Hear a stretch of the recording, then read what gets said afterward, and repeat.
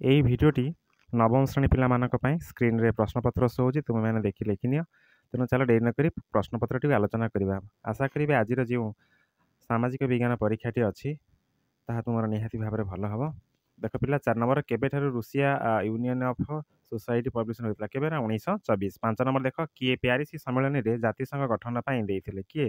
Woodrow Wilson. 6 number ଦେଖ, Hitler କେଉଁ ଦେଶରେ ଜନ୍ମଗ୍ରହଣ କରିଥିଲେ? ଅଷ୍ଟ୍ରିଆ। ତାପରେ ଦେଖ ପିଲା 7 ନମ୍ବର ଦେଖ, କେଉଁ ଦେଶ ଯୁକ୍ତରାଷ୍ଟ୍ର ଆମେରିକାର ପର୍ଲ ହାର୍ବର ଉପରେ ଆକ୍ରମଣ କରିଥିଲେ? ଜାପାନ। ତାପରେ ଦେଖ 1949 ମସିହାରେ ଚୀନ କିଏ ଲୋକ ସାଧାରଣତନ୍ତ୍ର ଗଠନ କରିଥିଲେ? କିଏ? ମାଓ ସେ ତୁଙ୍ଗ। Option A. 9 ନମ୍ବର ଦେଖ, କେଉଁ ଦେଶ 1917 ମସିହାରେ କୃଷକ ସମ୍ମିଳନୀ ରୁଷଠାରେ ହେଇଥିଲା? ତାପରେ ଦେଖ, କିଏ 1985 ମସିହାରେ ସୋଭିଏତ ଏଇଟା ଅପସନ୍ ହେଉଛି କ'ଣ? ମିଖାଇଲ। ତାପରେ ଦେଖ, ଗୋଷ୍ଠୀ ନିରପେକ୍ଷ ରାଷ୍ଟ୍ରମାନଙ୍କ ପ୍ରଥମ ସମ୍ମିଳନୀ କେଉଁଠାରେ ଅନୁଷ୍ଠିତ ହୋଇଥିଲା? ତ ପ୍ରଶ୍ନୋତ୍ତର ଶୀଘ୍ର ଶୀଘ୍ର କରୁଛି କାହିଁକି ନା ସମୟ ନାହିଁ। ତାପରେ ଦେଖ 13 ନମ୍ବର ପିଲା ଦେଖ, ଷ୍ଟାଲିନଙ୍କର ମୃତ୍ୟୁ ପରେ କିଏ ସୋଭିଏତ ରୁଷ ସଂଘ? ନିକିତା। 14 ନମ୍ବର ଦେଖ, ଭାରତରେ ପ୍ରାୟ କେତୋଟି? ନା 22ଟି ଗୋଟି ଭାଷା ଥିଲା। 15 ନମ୍ବର, କେଉଁ ଭାଷା ଭାରତର ସର୍ବପୁରାତନ? ନା ସଂସ୍କୃତ ଭାଷା। 16 ନମ୍ବର, ଗୁପ୍ତ ଯୁଗର କେଉଁ ପରିବାର ସବୁଠାରୁ ଚାଷ ଜମି? କେଉଁଠାରେ ରାମେଶ୍ୱର ମନ୍ଦିର ଅବସ୍ଥିତ? ମଦୁରା। ତାପରେ ଦେଖ 19 ନମ୍ବର, ଲାବଣ୍ୟବତୀ ରଚୟିତା କିଏ? ନା ଉପେନ୍ଦ୍ର ଭଞ୍ଜ। 19 ନମ୍ବର, ସମ୍ବିଧାନର କେଉଁ ଭାଗରେ ମୌଳିକ ଅଧିକାର ଲେଖା ହେଇଛି? ତୃତୀୟ ଭାଗରେ। ତାପରେ ଦେଖ 20 ନମ୍ବର, ଭାରତୀୟ ନାଗରିକମାନଙ୍କର କେତୋଟି ମୌଳିକ କର୍ତ୍ତବ୍ୟ ରହିଛି? କେତୋଟି? ନା 11ଟି। ତାପରେ ଦେଖ ପିଲା 21 ନମ୍ବର, ନିମ୍ନଲିଖିତ ମଧ୍ୟରୁ କେଉଁଠି ଭାରତ ଏକ ସମାଜବାଦୀ ଜନମଙ୍ଗଳ ରାଷ୍ଟ୍ର ଗଠନ କରିବାକୁ ଉଦ୍ଦିଷ୍ଟ ହୋଇଥିଲା? ରାଜନୀତି। ତାପରେ ଦେଖ 22, ସୂଚନା ଅଧିକାର ଆଇନ। ତାପରେ ଦେଖ, କିଏ ବ୍ରାହ୍ମ ସମାଜ ପ୍ରତିଷ୍ଠା କରିଥିଲେ? କିଏ? ନା ରାଜା ରାମମୋହନ ରାୟ। ତାପରେ ଦେଖ ପିଲା 24 ନମ୍ବରର 24 ନମ୍ବର ଦେଖ, କେତେ ମସିହାରେ? ନା 1961। 25 ନମ୍ବର ଦେଖ, ଗଣତନ୍ତ୍ର ହେଉଛି ଲୋକମାନଙ୍କ ପାଇଁ ଉଦ୍ଦିଷ୍ଟ। ଏଟା କିଏ କହିଥିଲେ? ଏଟା ଆବ୍ରାହାମ ଲିଙ୍କନ କହିଥିଲେ। 26 ନମ୍ବର, ଭାରତର ପ୍ରମାଣ ମଧ୍ୟାହ୍ନ ରେଖା କେଉଁ ସହର? ମିର୍ଜାପୁର ଠାରେ। ଭାରତର ଦକ୍ଷିଣତମ ସ୍ଥାନ କେଉଁଠି? କିଏ? ନା ଇନ୍ଦିରା ପଏଣ୍ଟ। ତାପରେ ଦେଖ 28 ନମ୍ବର ପିଲା, କେ ଟୁ ଗଡ଼ଇନ୍ ଅଷ୍ଟିନ। ଏଟା ହିମାଳୟ ହେବ। ତାପରେ ଦେଖ 29 ନମ୍ବର, ଆମର ପୂର୍ବଘାଟ ପର୍ବତମାଳାର ସର୍ବୋଚ୍ଚ ଶୃଙ୍ଗ? କିଏ? ଖାସି।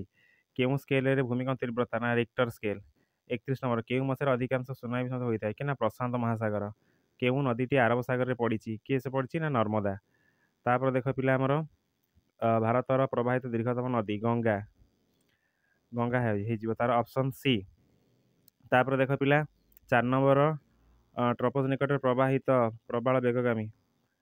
35 ନମ୍ବର ଦେଖ, କାଳବୈଶାଖୀ କେଉଁ ରାଜ୍ୟରେ ଦେଖାଯାଏ? ତାପରେ ଦେଖ ପିଲା, ନା ଆମର 37 ନମ୍ବର, ଭାରତର ଜାତୀୟ ଅରଣ୍ୟ ନୀତି ଆମର ସେଟା କେବେ ହେଇଥିଲା? ଦେଖ ଜାତୀୟ ଅରଣ୍ୟ ନୀତି ଆମର 1952 ମସିହାରେ ଅପସନ୍ ଏ ତାର ପ୍ରଣୟନ କରାଯାଇଥିଲା। ତାପରେ ଦେଖ, ଚିଲିକାର କେଉଁ ସ୍ଥାନକୁ ପକ୍ଷୀ ଅଭୟାରଣ୍ୟ ମାନ୍ୟତା ମିଳିଛି? କାହାକୁ? ନା ଚିଲିକା ଆମର ଦେଇଛି କାଳିଜାଇ, ପାରିକୁଦ, ଗହୀରମଥା, ନଳବଣ। କାହାକୁ ମିଳିଛି? ନା ଆମର ଗହୀରମଥାକୁ। ଆମ ଦେଶର ଜାତୀୟ ପକ୍ଷୀର ନାମ କ'ଣ? ନା ଆମର ଜାତୀୟ ପକ୍ଷୀ କିଏ? ନା ମୟୂର। ମୟୂର ହେଉଛି ଆମର ରାଇଟ୍ ଉତ୍ତର, ଯେଉଁଟାକି ଅପସନ୍ ବିରେ ଅଛି। 2011 ଜନଗଣନା ଅନୁସାରେ ଭାରତର ମୋଟ ଜନସଂଖ୍ୟା କେତେ? 121 କୋଟି। ତାପରେ ଦେଖ, ଓଡ଼ିଶାର ସାକ୍ଷରତାରେ କେଉଁ ଜିଲ୍ଲା ପ୍ରଥମ? ଖୋର୍ଦ୍ଧା, ଜଗତସିଂହପୁର, କେନ୍ଦ୍ରାପଡ଼ା, କଟକ। ତାର ସଠିକ୍ ଉତ୍ତର ହେଉଛି ଅପସନ୍ ଏ ଖୋର୍ଦ୍ଧା।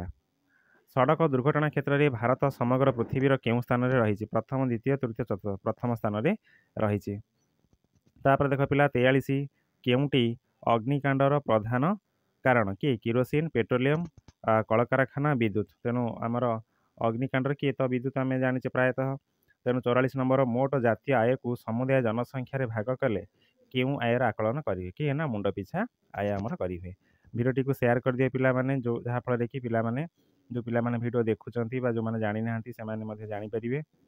ଭାରତୀୟ ଅର୍ଥବ୍ୟବସ୍ଥାକୁ କେଉଁ ଅର୍ଥବ୍ୟବସ୍ଥା ବୋଲି କୁହାଯାଏ? ତାପରେ ଦେଖ 46 ନମ୍ବର, କେଉଁ ମସିହାରୁ ସଂଯୁକ୍ତ ଯୁକ୍ତରାଷ୍ଟ୍ର ଆମେରିକା? ତାପରେ ଦେଖ ଉଚ୍ଚଶିକ୍ଷା ପାଇଁ ଗଲା ଦେଖ ପ୍ରଶ୍ନପତ୍ର, କେଉଁ ଜମାଖାତାର ନିର୍ଦ୍ଦିଷ୍ଟ ସମୟ ଅବଧି ପୂର୍ବରୁ ଟଙ୍କା ଉଠାଣ କରାଯାଏ ନାହିଁ? କେଉଁଠୁ ଆମେ ଜାଣିବା? ନା ଆବର୍ତ୍ତୀ ଜମାଖାତା, ପୌନଃପୁନ୍ୟ ଜମାଖାତା, ଚାଲୁ। ଏଇଟା ହେଉଛି ଅପସନ୍ ଏ ଆବର୍ତ୍ତୀ ଜମାଖାତା। 49 ନମ୍ବର, କେଉଁଟି ଧାରଣୀ ବିକାଶର ଏକ ମୁଖ୍ୟ ଅଙ୍ଗ? ତେଣୁ ଏଇଟା ମୁଖ୍ୟ ଅଙ୍ଗ କିଏ ଆମର ହେଇପାରିବ? ଅପସନ୍ ସି ପରିବେଶର ସୁରକ୍ଷା। ତାପରେ ଦେଖ 49 ପରେ 50, କେଉଁଠି ଏକ ନବୀକରଣ ଯୋଗ୍ୟ ସମ୍ବଳ?